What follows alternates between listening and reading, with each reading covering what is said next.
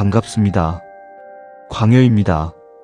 지난 강의에서 우리는 도덕경의 영과 혼이 어떻게 의문학적으로 완벽히 한 뿌리이며 인류가 어두운 무덤에서 빛나는 무덤으로 인지적 도약을 이루어냈는지를 치열하게 토파보았습니다. 오늘 강의에서는 그 연장선상에서 사후세계와 수행의 장애를 나타내는 두 글자, 바로 귀와 마의 뼈대를 해부하고자 합니다.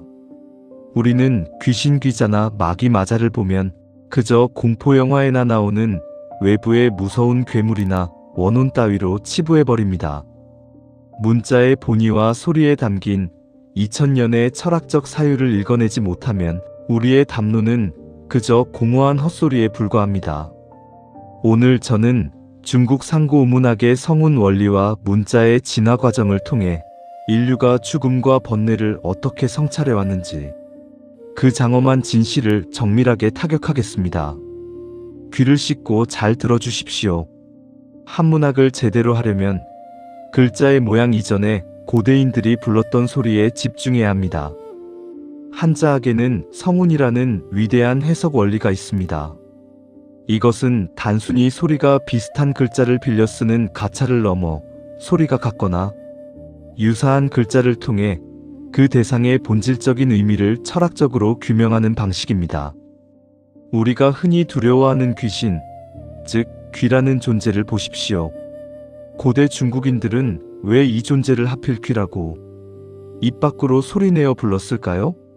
그 해답은 설문해자의 명쾌한 한 줄에 담겨 있습니다. 귀는 사람이 돌아가는 것이다. 즉, 귀는 돌아갈 귀와 상고시대부터 성모와 운모가 매우 유사한 처분 관계에 있었던 완벽한 소리의 가족입니다.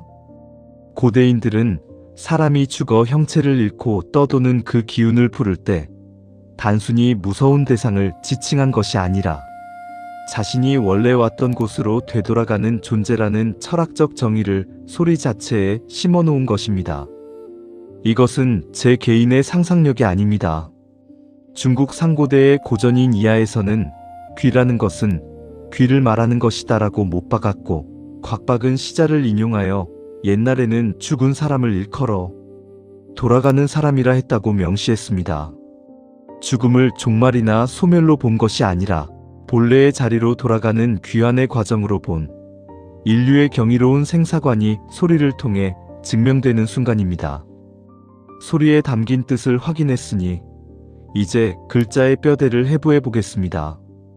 여러분은 귀라는 글자가 왜 그런 모양을 하고 있는지 치열하게 사유해 본 적이 있습니까?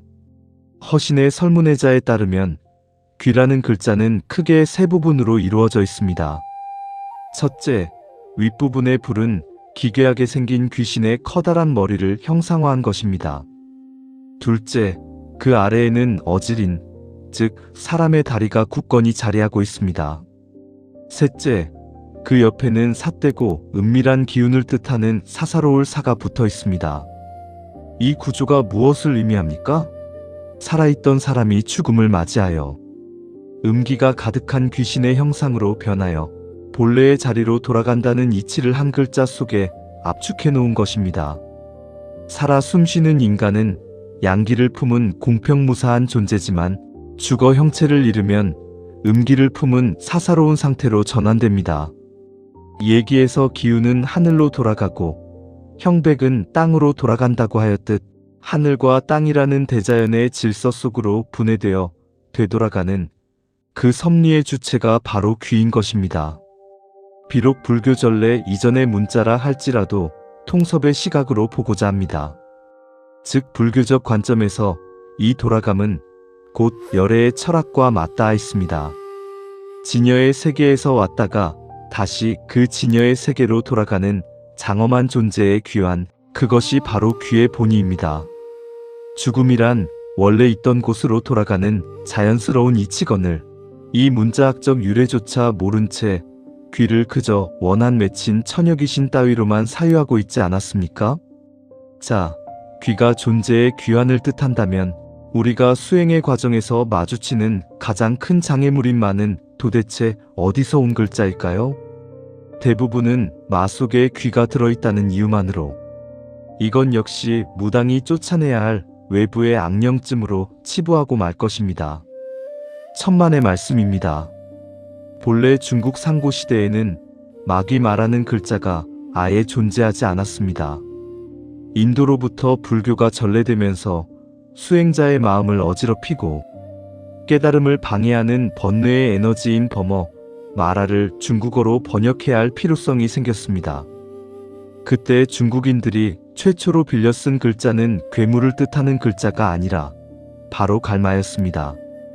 숫돌에 칼을 갈듯 득득 문질러 깎아내는 그 연마할 말을 쓴 이유가 무엇이겠습니까? 수행을 방해하는 것은 내 밖에서 날아오는 괴물이 아니라 끊임없이 나의 내면을 갉아먹고 정신을 마모시키는 마음속의 번뇌와 장애 그 자체였기 때문입니다. 외부의 적이 아니라 스스로의 마음을 갉아먹는 작용이야말로 가장 두려운 마라, 즉 마였던 것입니다. 그런데 세월이 흘러 양나라 무제 시기에 이르러 언어의 개념이 더욱 정교하게 분화되기 시작합니다. 이것이 단순한 물리적 마찰이 아니라 수행자의 정신적이고 영적인 장애물임을 시각적으로 명확히 구분짓기 위해 원래 있던 돌석 부수를 과감히 빼버리고 그 자리에 영적인 존재를 상징하는 귀신귀를 집어넣게 됩니다. 그렇게 탄생한 전용자가 바로 지금 우리가 쓰는 마귀마입니다. 오늘 강의의 서늘한 칼끝이 어디를 향하는지 이제 보이십니까? 저는 한문 몇 줄 읽었다고 으스대며 책에 적힌 죽은 지식을 지키려고 발부둥치는 분들에게 피를 토하는 심정으로 일갈하고 싶습니다. 여러분은 마 속에 귀가 들어있다고 해서 허구한 날 밖에서 기웃거리는 외부의 괴물만 찾고 있습니까? 그 글자의 뿌리가 마에서 왔음을 안다면 외부의 귀신을 쫓을 것이 아니라 내 마음을 갉아먹고 갈아없애는 내면의 번뇌 자체가 곧 마임을 깨달으십시오. 언어의 변천은 인류의 인지 능력이 대상을 얼마나 정밀하게 구분하게 되었는지를 보여주는 훈장입니다. 의문을 나타내는 어조사마가 원래는 마나 불로 쓰이다가 입구를 붙여 정착했고 사자사가 원래 군대를 뜻하는 사로 쓰이다가 짐승의 부수를 붙여 분화된 것과 같은 이치입니다. 그러나 글자가 아무리 복잡해지고 부수가 달라진다 하더라도 그 근본적인 소리의 뿌리와 본의를 망각한다면 그것은 뿌리 없는 나무를 붙들고 씨름하는 격입니다. 마의 뿌리가 마에 있음을 모르면 평생 엉뚱한 곳에서 번뇌와 싸우며 제자리를 맴돌게 됩니다. 귀의 뿌리가 귀에 있음을 모르면 죽음을 우주적 섭리의 귀환으로 받아들이지 못하고 벌벌 떨게 됩니다. 영의 뿌리가 무덤 위를 밝히는 등불에 있음을 모르면 노자가 말한 제영백포일의 장엄한 홍백합일의 수행론을 그저 다스리다 따위의 죽은 번역으로 전락시키고 맙니다. 문자 하나 소리 하나에 깃든 수천 년 인류의 사유와 의문학적 변천을 통째로 씹어 삼키지 않고서 함부로 고전을 논하지 맙시다. 용어 정리가 안 된 상태에서 내뱉는 화려한 담론은 그저 독자들의 귀를 오염시키는 소음에 불과합니다. 사랑하는 지성적 독자 여러분, 그리고 이 길고 험난한 학문의 여정을 기꺼이 함께 해주시는 치기 여러분, 오늘 우리는 두려움의 대상이었던 귀와 마의 껍데기를 벗겨내고 그 안에 숨쉬는 존재의 귀환과 수행의 치열함을 목도했습니다. 문자의 진짜 모습을 아는 순간 두려움은 사라지고 사유의 즐거움이 밀려옵니다.